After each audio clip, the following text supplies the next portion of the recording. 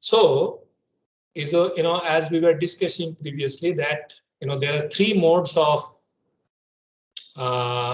heat transfer. We know now what is heat. We know what is now heat transfer. And the other thing that we came to know yesterday was what is rate of heat transfer. So I hope these three things are very clear in your head right now. And from there, we first understood what is conduction, from the molecular perspective, from the perspective of the Fourier's law. All these things, have been discussed in detail in the last class. We'll be discussing more, the 2D, 3D, all the aspects associated with this as we progress. And then, we discussed about thermal conductivity, the effects, the consequence of thermal conductivity of a material in terms of the rate of heat transfer. And then what we did, we went for different, materials having different thermal conductivities, just like, electrical conductivity, the temperature dependence of the thermal conductivity. And then we try to define a parameter called number one is thermal diffusivity and number two is the Prandtl number.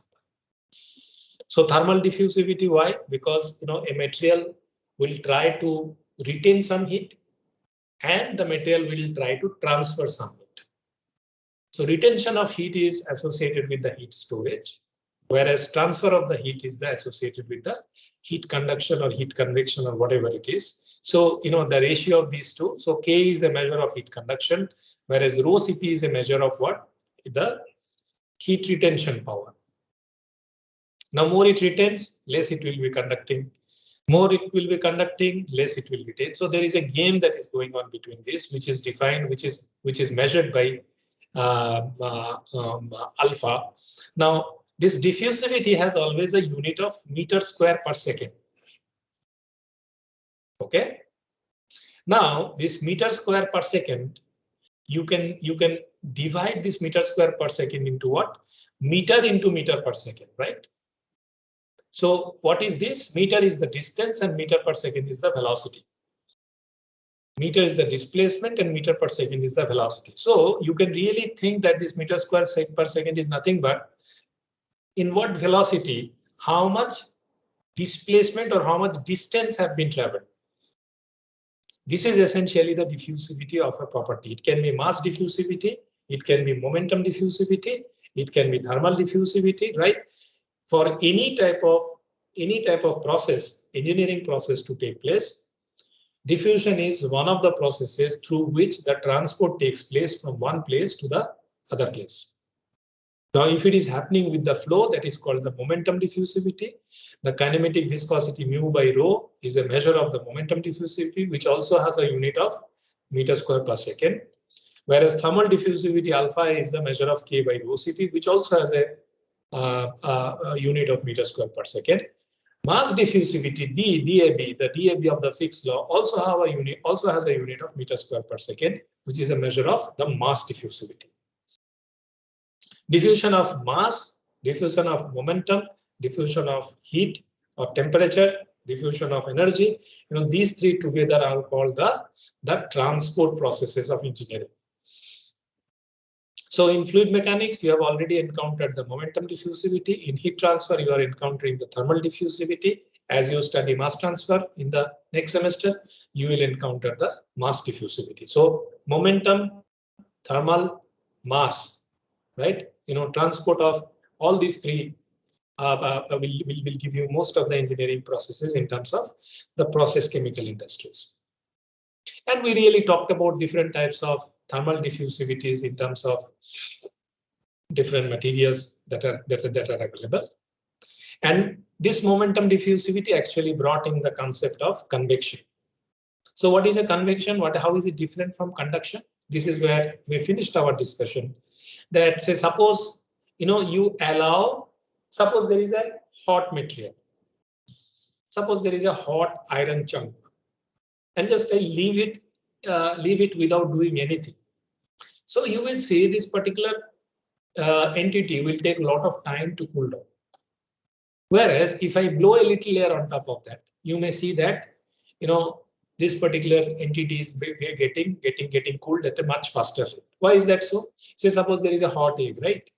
Now, if it is standalone without any flow of air around it, what happens? The immediate vicinity, creates a film which is of same temperature of this, and that film actually, acts as an insulating layer in order to really, transfer of heat from here to outside, which makes the process very slow. And in engineering terms, it is called, which makes the process diffusion limited. Any diffusion process is a very slow process. Even the fastest diffusion processes are very slow process. So what you do, you just blow the air, you create a little bit of turbulence here.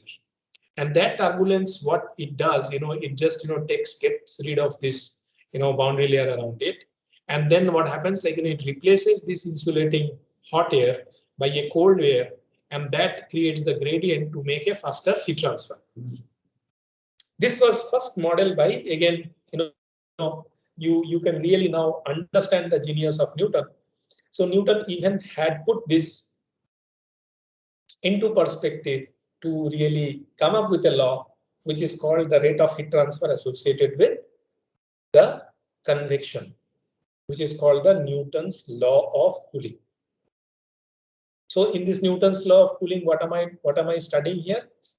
So what is this? So Q convection, he says that HA into Ts minus T infinity. This is essentially, say if this surface has a temperature of Ts and if this is T infinity, so the difference between these two is defined by HA Ts minus T infinity.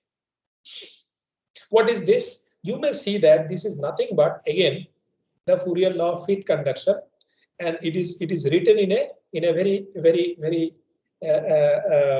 in the same manner, but in a what can I say?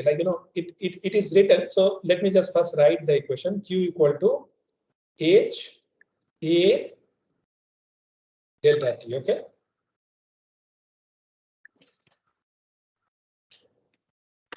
So H A delta T. Okay. Now what is H A delta T? H is the heat transfer coefficient. A is the area perpendicular to which the heat is transporting, and delta T is the temperature gradient.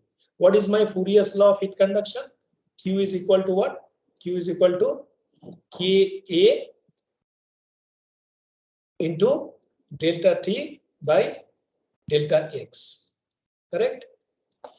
Now, can anybody tell me that then how do I, if I take these two equations as analogous equation, what will be my relationship between H and K? How do I define H and K? Anybody from here? If I really think about that, these are the two rate equations, right? See, this is H, which is heat transfer coefficient. A is the area, delta T is the temperature gradient, and for conduction,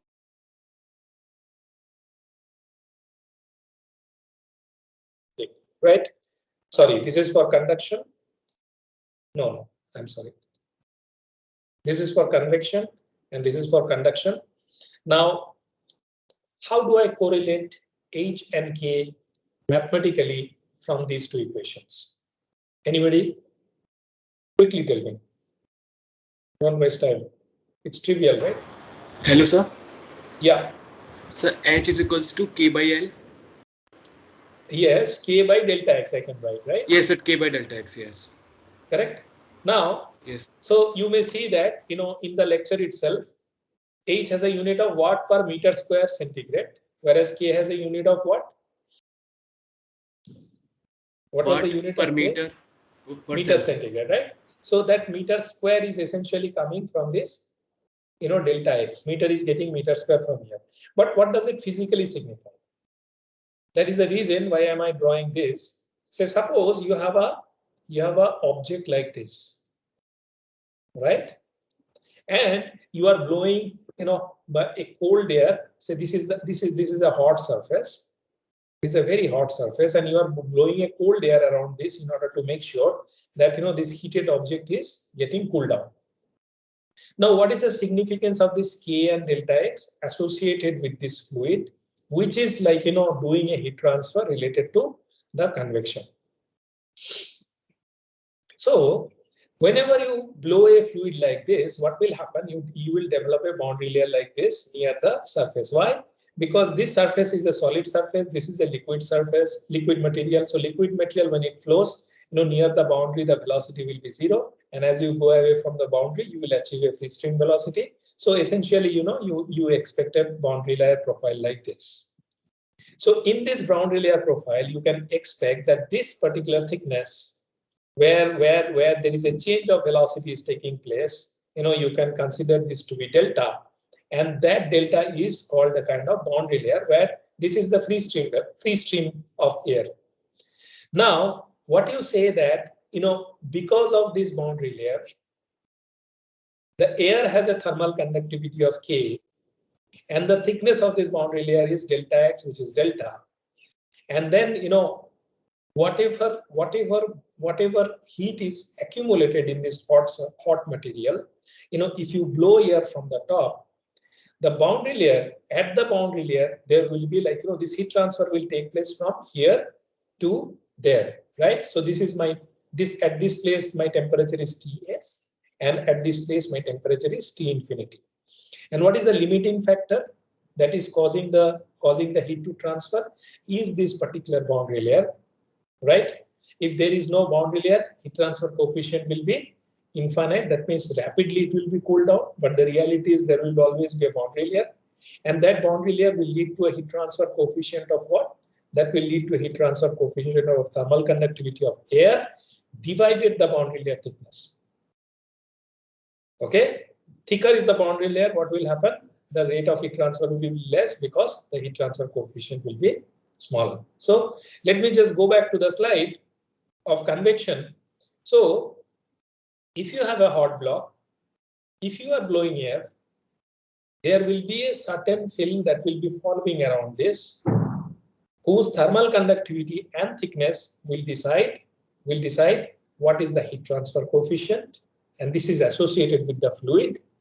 Earlier, K was associated with the solid, whereas H is associated with the fluid. Now, this is what is called the heat transfer coefficient.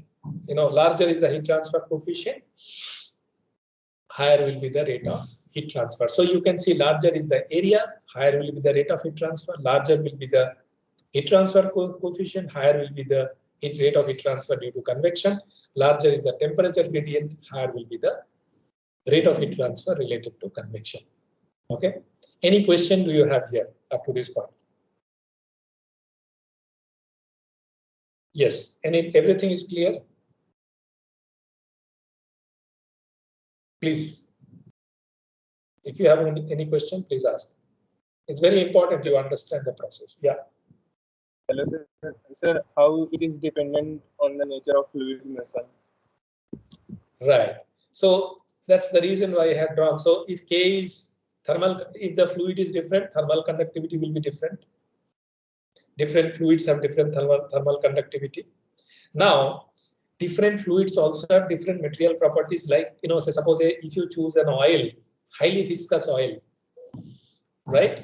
So you can think about the boundary layer thickness will change, right? This flow that is happening. Say suppose if you blow air and if you are blowing water, the nature of the boundary layer will change, right? So yes. if you change the fluid, if you change the fluid, the entire boundary layer that is around the object, entire boundary layer around the object will change based on the fluid, the velocity of the fluid, whether it is laminar flow or turbulent flow. Based on that, the boundary layer thickness will change, right? So all these factors are going to really affect, you know, your in terms of material. If you change the material, if you change the fluid that is going around, like say suppose for refrigeration, you have freons, you use freons in order to refrigerate. So that actually, like, you know, facilitates, like, you know, cooling effect. Whereas say suppose for boilers, you use water, right? So material property plays a big role in terms of, you know, controlling the rate of heat transfer. This is essentially the material properties coming here into this H. Could I answer your question? Yes. Thank you, sir. So you can see the gases has heat transfer coefficient very less, liquids a little higher, right? And then you have boiling, condensation. In those sort of situation, you may see even higher heat transfer coefficient related to the phase change. Will slowly come when we study the convection in detail. We'll come to these points again. Once again, is it clear? Is it clear to everybody? Anybody else has any question?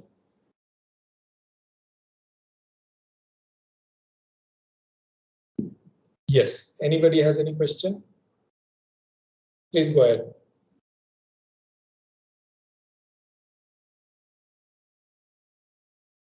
If not, Hello, sir. yeah, please. Sir, how we calculate delta X? Yes. So in general, it is very difficult to measure. So what you do, you correlate this delta with respect to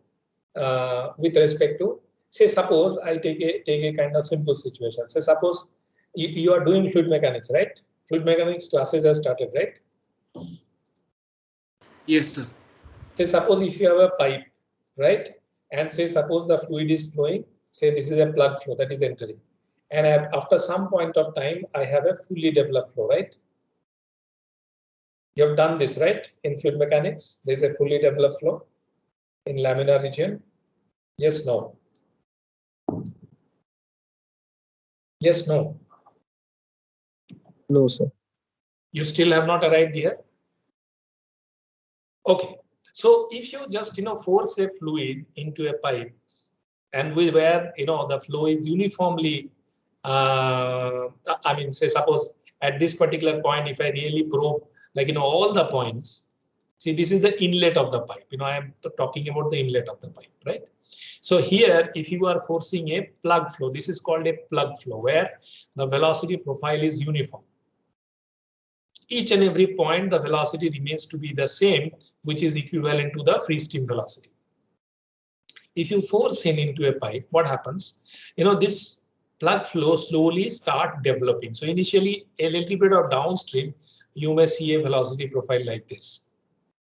This remains plug flow region, but because this of the friction of the wall, see there will be a zero velocity domain here, and then there will be a gradient like this. So essentially, a little bit downstream, you may get a velocity profile like this. You will derive the equations relate to explain these profiles in fluid mechanics. I'm just telling you physically.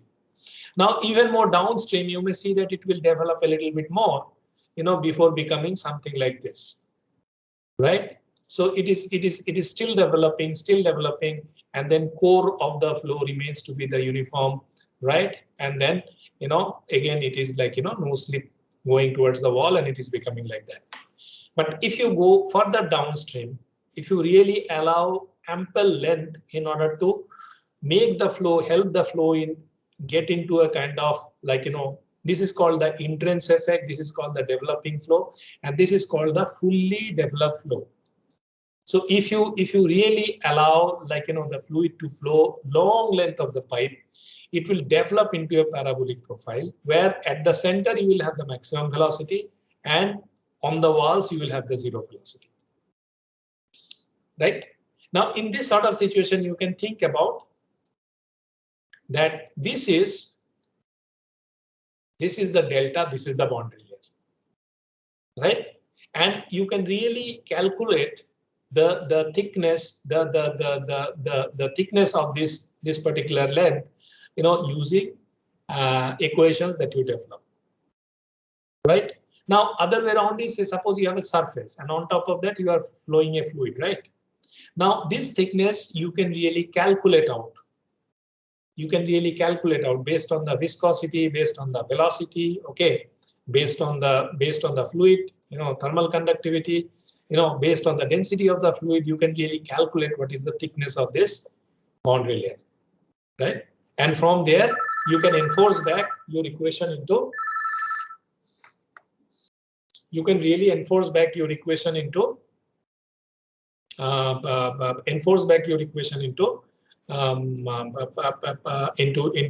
Into this H in order to get the heat transfer coefficient. Yes, it is difficult to measure, and you will find we have found out different workarounds in order to really, measure the heat transfer coefficient. Experimentally, it is very difficult to measure the boundary layer thickness. So could I answer your question? Yes, sir. Yeah. Any other question you have?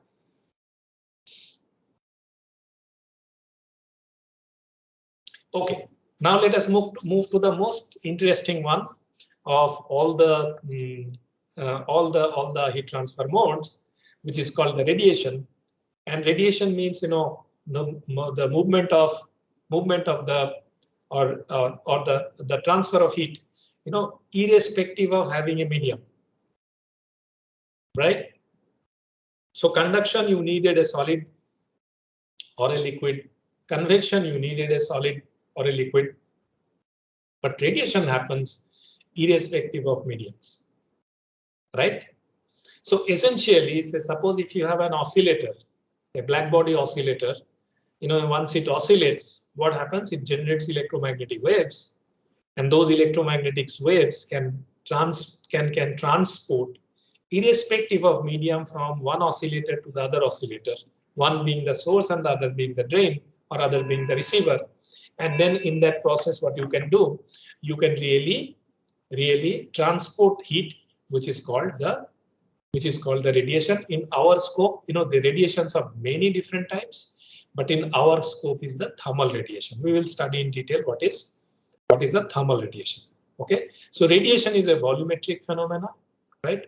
However, radiation is usually considered to be surface phenomena for solids. The way we will model, we will make sure that it appears like a surface phenomena, but fundamentally it's a volumetric phenomena. So what is radiation? How are we? I'll come back to this slide later.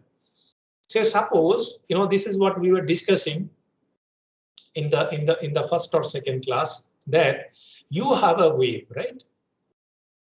You have an electromagnetic wave. So suppose you have a torch and you are shining the torch on a surface. Say suppose this table, or suppose you have any surface, any book you have in front of you, or wherever you are sitting, you have a table. On the table you have a surface, and you are shining the light on the surface. Can you tell me what are the scientific events that you expect here once you shine light on a surface? Anybody? What do you expect to happen? Say if you shine light on a surface. Some part of the light will get reflected and the other will get refracted. Refracted? And some part will get reflected. One will get reflection and the other will get refraction, right? Yes. And some absorb. Anything else? Yeah, there will be some absorption, right? Anything else do you expect?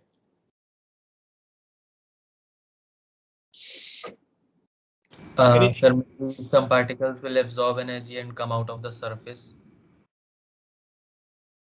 Some particles will absorb energy, will come out of the surface. Very nice. Yeah, excellent. Yeah. Else?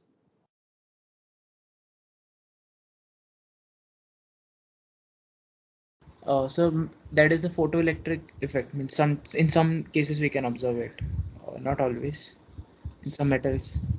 Yes. So you have to be really careful about, the modes here, right? And it is not very difficult, but you have to be very careful when you are making the statement. Somebody has very rightly pointed out that when it is incident on the surface, it is reflected back. Now I am asking a very simple question. The energy of the light that is incident and the energy of the light that is reflected, will that be same or different? Different. Will be Different.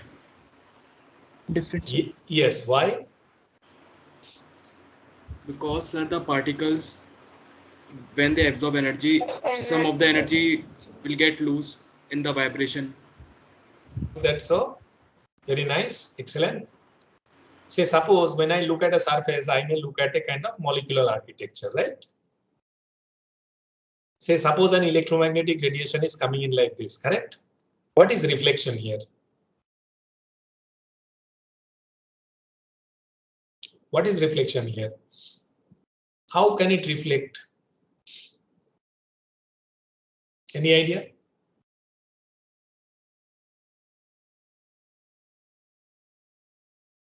Any idea? Anybody has any idea? So this is a kind of, say, suppose I take a kind of metal which has a very nice, molecular architecture, ordered molecular architecture, just for my safety, make sure that I'm making sure that, this is a kind of ordered and ideal structure so that, I can really make my argument. Right. So this is a medium on which, yeah, please. The electrons get excited and then get de-excited to. So that is called absorbance, right? Yeah. But then how the reflection is taking place? When it de-excites, it emits light. No, that is called radiation again.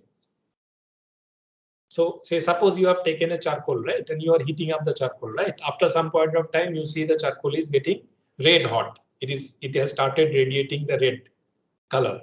Before that also it was radiating in infrared and all, you could not see. It was radiating heat, you could not see. Whatever is absorbed on the surface, whatever energy of, say, suppose this is the energy E, right? Now on the surface, whatever delta E it absorbs, it is going to radiate back. It is not going to reflect back. This is where most of the people make mistake. Okay. Due to collision of light particles and surface particles. You are essentially bombarding an electromagnetic wave on an atom, and as rightly have been pointed out by one, that there is an electronic excitation. The excitation leads to the absorbance of the radiation, right? Whereas when it is going back to its ground state, this particular particle is now radiating a wave which is equivalent to the band gap. But that is not your reflected ray. So question is that what is your reflected ray? So can we consider in this case the reflected light to be a particle that actually like experiences collision, and this collision actually causes it to reflect back as a consequence of this collision with the surface of this atom or whatever we are like the surface atoms. Very, very nicely pointed out. I just put it in a different way for you, right? My question is that, say suppose if you have a very high frequency, very high energy wave. Say suppose your table is there, right? This we were discussing a few days back. You have the table and you are putting a very high energy, high frequency ray on this table. What do you expect? Will it transmit or will it reflect? It is more likely that it will actually get absorbed or like transmit rather than reflect. It is going to go through these holes, right? Because it is of high energy. It will find out its way not to interact with the material, but just to go through the entire mass, right? That's the reason in X-ray you see everything is transparent. Right, as you had pointed out in a previous lecture also, I think only both. Correct. So reflection has one very important thing to consider. Transmission and reflection has one very important thing to consider is the wavelength. If it is very small, then it has more potential to get transmitted without interacting with the media, because media is transparent there with respect to the frequency. The entire atomic space is available to get through before the electrons even come round the circle. It is moving at such a high speed. It doesn't care what is there inside on the way. So that mode is called the transmission mode of light, which doesn't at all interact with the medium.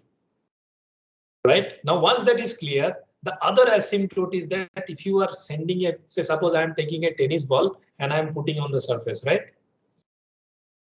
Now, this is a very large wavelength energy that I am putting in, a low energy band I am putting in, right? In those sort of situations, say suppose if you have a wave which is of very big wavelength, right? So what happens, then these clusters, atomic clusters, they appear very closely spaced because of the nature of the wavelength, right? They are very much close to. So your wave is like this. So suppose you are putting an infrared signal, which is a very large wave, thermal wave, or a microwave, right? Now, in that situation, what happens? This work like a solid object, just like your hand. Say suppose when you do this, what happens? No, it reflects back. Why? Because this is a high wavelength, low energy object. So reflection is associated with that. So you have just learned two terms. One is reflection. Reflection happens for those rays which are of low energy, high wavelength, whereas transmission happens for those which are high frequency, small wavelength, and high energy. Whereas there will be a window of intermediate wavelength where these molecules will interact with this electromagnetic wave to absorb a part and to emit a part. Now, this emission is nothing to do with the reflection. Okay, is that clear? Is that clear like a daylight for you? So when there is an incident ray, there can be two events. One is the reflection, one is the transmission, right? But then, you know, in terms of radiation, a part of the electromagnetic wave will be absorbed and a part of the electromagnetic radiation will be what? Will be emitted back. Will be emitted back. What is what you are emitting? Whatever you have absorbed. If you just relax for a while, what will happen? Say it has gone to the excited state. You know, if you just wait for a while, this will come back to the ground state, and that is what is associated with the emission. So you have the terminology absorptivity means what? The amount of electromagnetic radiation that is there in the atom to make a electronic transition. And then you have what? You have I just kept it there. Let me just see here. Why did I keep it?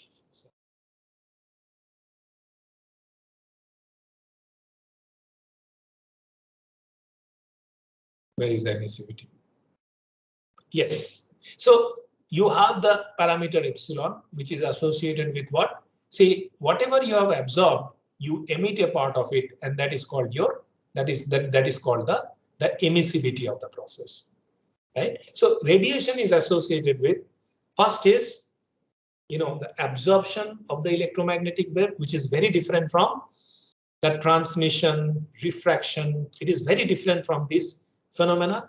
And then emission, which is very different from the reflection, right? And that adds the heat to the surface. So it is said that, you know, what is the emissivity? Emissivity is nothing but sigma into A into T to the power 4. You know, that's why you will see that it will be only applicable to high temperature processes. So what is the emissivity? Q emissivity. So, you know, Stefan Boltzmann's law says that, you know, sigma into S into T to the power 4, while sigma is the Stefan Boltzmann constant, right? So radiation is associated with this absorption, emission, transmission, and reflection. All four are important. Why? Because reflection and transmission will give me the value of how much light is available for absorption and how much light is available for the emission. Right? So you may say that if you have incident light of this much amount, a part of it only will be absorbed, and a part of the absorbed ray only will be emitted back. Right? So this we will study in radiation as we progress. And the governing law associated with that, you say that whatever is the rate of heat transfer in the radiation is nothing but the emissivity into the Stefan Boltzmann constant into AS into T4 T surface minus T surrounding. So this is what is called, this is the governing law of the radiation in order to calculate the rate of heat transfer. And you may see that if the temperature difference is not very large, this gap will be very, very small. When the temperature difference is very large, like say suppose sun and earth, you know, you will encounter a lot of radiation associated with this. Great. Now, Asha, up to this point, you have any question? So just one thing was there, when you said transmission occurs like without interaction, sir, shouldn't there be like some loss of energy in that radiation, like the frequency should reduce a bit, right? There are two ways transmission may happen, right? One, you know, somebody was talking about refraction, right? So when you say the electromagnetic wave is deviating from its path, which is the case most of the situation when it passes through a medium, there will be a loss of energy. Okay, when it is deviating means, when the refraction is taking place, there is a change of the velocity of the electromagnetic wave. This is what is Snell's law you do, right? In terms of, getting the refractive index. Say, suppose from vacuum until like, a medium and then another medium, right? Whenever there is a change of velocity of the electromagnetic wave, that means there is a loss of, the energy. That means it is absorbed. But if there is no change of velocity, say suppose if the electromagnetic wave is traveling in vacuum, right, then it will be entirely transmitted, and that's the reason why ultra high vacuums are created, through which electromagnetic waves can transmit even without losing any energy of the same. Right? Would I answer your question? Yes, sir. Okay, I got it. Like, I was confused between these two phenomena. So only one has energy loss, the other one doesn't have it. Like, yes, if you can create a vacuum, if you can create a situation where there is nothing, there will be no loss. But moment you put some material into it, even like say suppose air molecules, say oxygen, water, some vapor in there, very sporadically sparsely populated molecules are floating around. Moment this electromagnetic wave will pass, these molecules will interact with the electromagnetic wave to cause some energy loss through absorption. And that leads to the reduction in the velocity of the electromagnetic wave, which causes the deviation in the medium in terms of that's the reason why you calculate the refractive index. yes, sir. Okay. Any other question? Sir, following up on his question, if there is an energy loss in refraction, like say wave travels from vacuum to glass medium, and then when it returns back to the vacuum after refraction, then it has the previous energy C. No, it doesn't. Its See, speed a part reduces. part of the energy is lost. Okay. A part of the energy is lost, right? Absorbed. So total energy, you have to calculate the total energy, correct? Yeah. Okay, but after when it comes back to the vacuum, it has C, right? It has a direction which is parallel to the initial beam. But its speed is not C. No, I mean speed in a sense. Speed, you have to be very careful here, right? Speed is always the upper limit, right? Yeah. You have to be very careful here. This is where the fallacy is. Say speed of light is in vacuum is that value. Yes. Right? When it is traveling in a medium like air or in a glass, it is not that value. Okay. But when it returns to vacuum, it again is C, no? It is say suppose the wave has come out of glass, right? Yes. Now it is facing less amount of material in front of it. So it is going to regain its speed because it has not been hindered. It's a wave, you have to understand, right?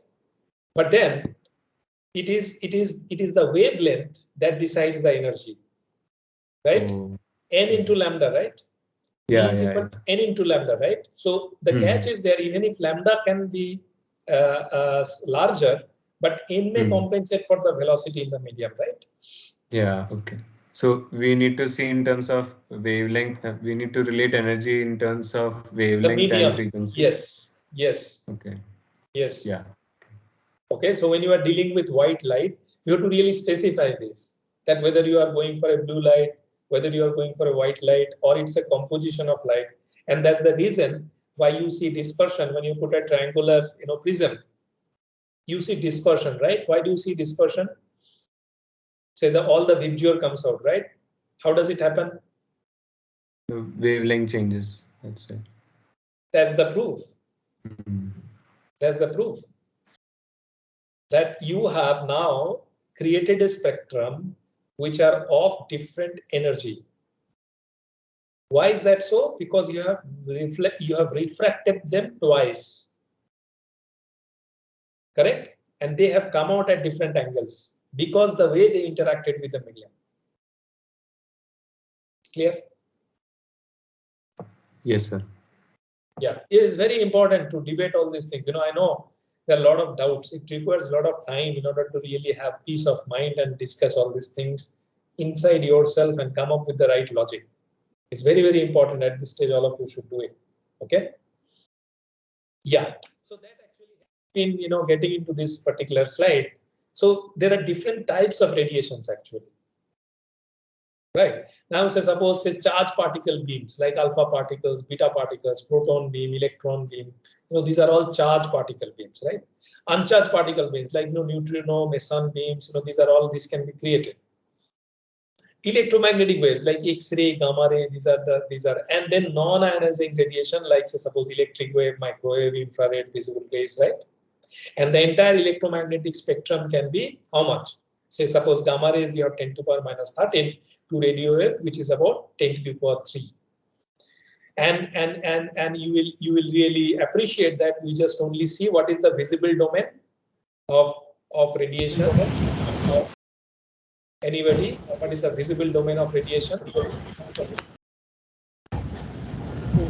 8,000 angstrom approximately. How much? 4,000 to 8,000 angstrom. Yes, 400 to 700 nanometer, right? So 4,000 to 7,000 angstrom, 400 to 700 nanometer. So you may see the visible spectrum somewhere, visible spectrum only somewhere here, very small amount. Most of the things that are happening that is around us, we do not see. Right? And that's the wisdom as a scientist, as a technologist, that energy is all around us, but we are unable to really figure out in terms of all our senses that are there. Right? And then finally is that when you study heat transfer, it has to combine. Everything has to combine together to really have a very precise calculation, and that's the whole objective of the entire course. Any question you have? I finished these 2 lectures. Any question you have up to this point? Anybody has any question?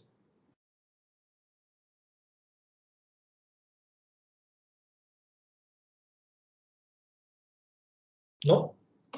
Great.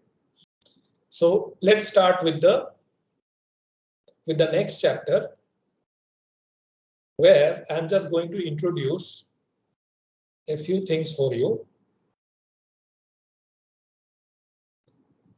which is a little bit elementary and at the same time a little bit advanced. This background is necessary. This background is necessary because if you are not really learning these things, then what will happen? Some of the maths, some of the symbols that you will be encountering in the books will be a little bit scary for you, right? So the idea is that let us do the scary thing first, and then when you open the book, it will look very simple, right? What is a vector? Anybody? And quickly tell me. What is a vector? Yes. Please repeat.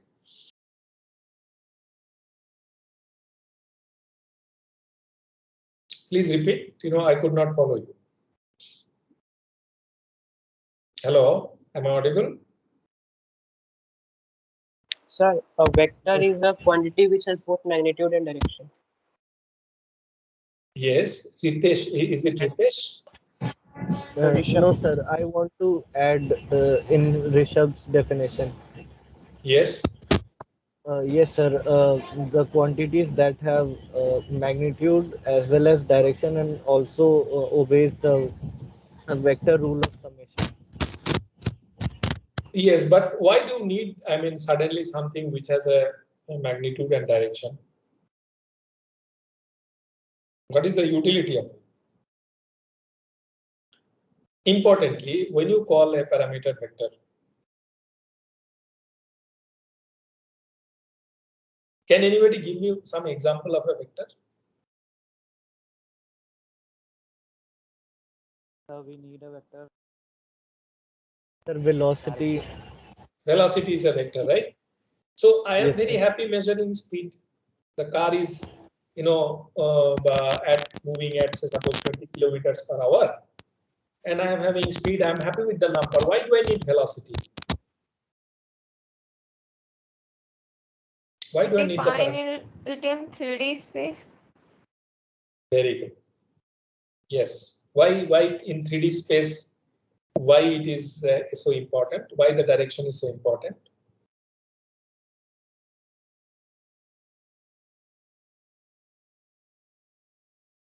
Let me put you one slide. Okay, then I'll come back here. Temperature is a scalar, right? Yes, sir. Temperature is a scalar quantity. It is a number, right? You have a body temperature of 98.6 degrees centigrade, correct? It's a straightforward number, right?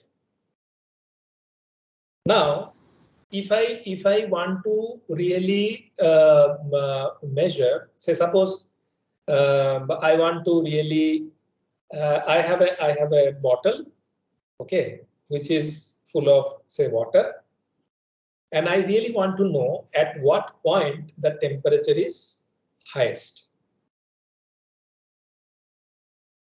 Right? So suppose I have a bottle full of water, and then in the bottle full of water, I really want to know at what point, at what place, the temperature is highest. How do I get that?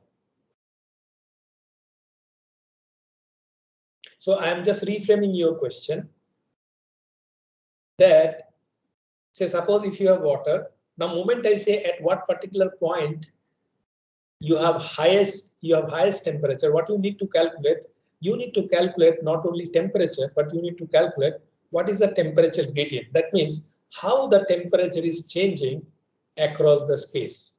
I need an engineering information. This is what is called a hotspot in a reactor. That I have a reactor, some reaction is going on. I'm able to manage with heat transfer. I am flowing like water, cold water surrounding it.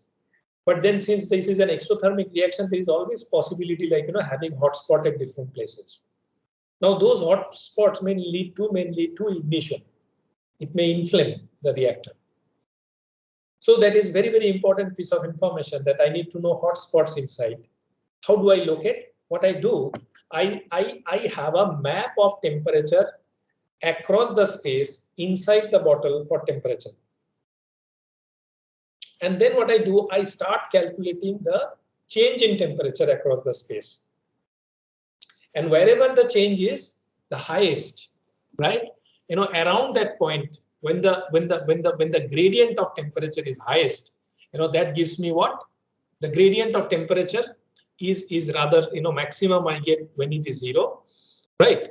So then there is a gradient of temperature when it is 0 around that, that gives me the point where the temperature is highest. So you can really look at that temperature only T is a scalar property, but if I really want to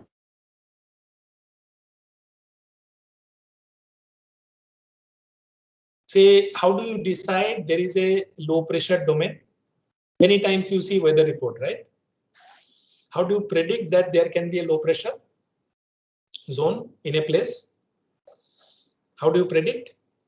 Say suppose you have a satellite, right? You have IR camera, right? How do you predict that there is a low pressure zone? If there is too much heat at one point, we can say that. Yes. So you need the temperature across the space. Correct. We now, need the concentration. If you do an IR camera, which is measuring the temperature across the space, in some space you will see the hotspot, right? Where the temperature is extremely high. That means the water is evaporating very fast. And if it is in a sea, in an ocean or a sea, what happens? Like water evaporates at a very faster rate. And then what happens? Then once water evaporates, there is a vacuum underneath. The cold air comes from the side. And if it is very fast and flashy, then what happens? Then you create a low pressure zone. So in that situation, it is not only temperature is important, but what is the temperature around the physical space? What is the spatial variation of temperature is very important that you obtain from the gradient of temperature. Now, temperature is a scalar, but gradient of temperature is what? Vector. Gradient of temperature is a vector, right? And that's the reason any vector that you consider, so suppose velocity, right? So you will see how velocity is there. You know, how will you get velocity?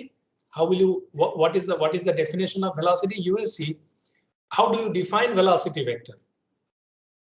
So you define potential as you progress in fluid mechanics. You will see you define velocity potential between 2 points, and the gradient of the velocity potential is defined as the velocity vector. So any vector is always associated with a scalar, and that scalar, the gradient of that scalar is leading to the vector. Essentially, I really want to know how that scalar is changing across the space. Right? Now, say suppose velocity is a vector, right? Yes. What is velocity gradient? Acceleration. dv by dt. Velocity with respect to space. Acceleration is dv by dt, right? I'm asking. dv by dx, like kind of So, like. so suppose v is your velocity, right? V is your velocity, right? Now say suppose I go for a gradient of velocity. Can you tell me how many components are there? 3 components. So del Vx by del x. Right, then Del Vy by del y. Vx by del y. And then I have a del Vx by del z. Right? Then will I have more components? Yes, sir. Tensor quant. Del Vy by del x, then del Vy by del y. And then I have del Vy by del z, right? Then I will have another 3, del Vz by del x, then del Vz by del y, and del Vz by del z. So if I'm looking for a velocity gradient, how many components I have? 9. Yes, and this is what is called a second order tensor. Scalar is called a 0th order tensor, vector is called a first order tensor, and gradient of velocity is called a which is called a second order tensor, which has got 9 components. So essentially, when I have a scalar, it is a physical quantity. It doesn't show when I am measuring only temperature. Temperature is at a particular point. Correct? Now, if I am measuring temperature gradient, first what I need to do, I need to put a coordinate system, which is x, y, z, right? And there comes the definition of, see, temperature is at the level of the origin. Whereas when I'm talking about gradient of temperature, it is in a 3-dimensional space. I have just defined it at a x, y, z. That is a different issue altogether. I can define it also like an r theta z. Now, when I'm looking for the gradient, say suppose I'm looking for the gradient of temperature, right? So gradient of temperature is a vector, right? So gradient of temperature is what? Tensor. Yes, it's a second order tensor. So now you see when I'm looking for that, what I do, I further decompose my coordinate system into in every direction I'm looking for the gradient in all 3 directions, right? So here I have delta t by delta x, right? But then that delta t by delta x, how is it changing x, y, z? Delta t by del y, how is it changing in x, y, z? Delta t by del z, how is it changing in x, y, z? Which essentially will end up giving me the 9 components, which is necessary. Like say suppose gradient of V, you will see that this is used heavily in the Newton's law of viscosity. This will be used very heavily in your Fourier's law of conduction. So any physical quantity at a particular point, that is a scalar. The variation of the physical quantity across the space gives you the vector. And then subsequent use of, say, suppose you have energy. What is energy? Energy is a scalar or a vector? Scalar, sir. Why? Because you take like force with a displacement. You have 2 vectors, right? you just, you make sure that you have a dot product between them. So energy is a scalar, right? Now gradient of energy is what? Vector. Vector. So gradient of energy means what? Joule per meter. That means what? Joule is Newton meter, and meter, that means joule per meter is, this is Newton, right? So gradient of energy is giving you what? Gradient of energy is giving you force, right? Now gradient of energy is what? Gradient of force. Tensor. It's a tensor. That is a tensor. The force gradient, that is give you what? The force difference is going to give you the dynamics of the whole process, correct? So now you understand why you are taught vector analysis at this stage. Now many people ask me the question, why are we taught this thing? So if you are really looking for a single parameter, like suppose your height, that is a scalar. Now if I really want to know what is the height distribution across the class, I need a gradient of height across the space. Right? If I need to know what is the weight distribution across the class, I really need the gradient of weight across the space. Right? And then further, I can make use of those properties for developing different theoretical aspects, which were like, second order tensor, third order tensor, fourth order tensor. I can really create a number of parameters based on my convenience. How are they varying? How are these properties varying across the space and then across the time? Okay. Okay. Any other question you have? So we'll continue this discussion maybe in the next class. For the timing, I stop. Any question you have in this regard?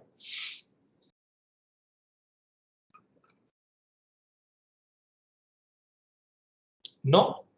So then, thank you. See you. Yeah, Mohit.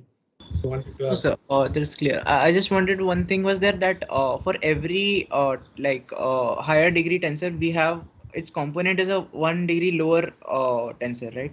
Like if we have a grade 2 tensor, like rank 2 tensor, then its component will be rank 1 tensors, right? Component will be rank 1 tensor, and you take the spatial gradient of that. That we have to take a special. Yeah, that helps. Right now you can see, this is where interesting. Next class I will discuss. I'm now just considering 3-dimensional space. You will see I will graduate to n-dimensional space here. It's very easy from here.